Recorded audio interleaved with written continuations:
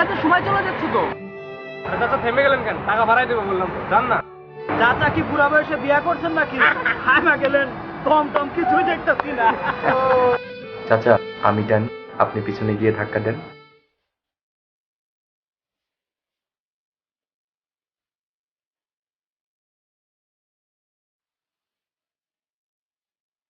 মানুষ হিসেবে মানুষের পাশে দাঁড়ানো আমাদের নৈতিক দায়িত্ব, শুধু অর্থ নয়।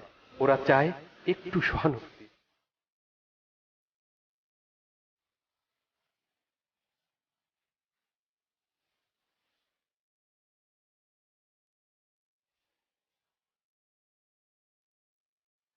দৃষ্টিভঙ্গি বদলান, বদলে যাবে পৃথিবী।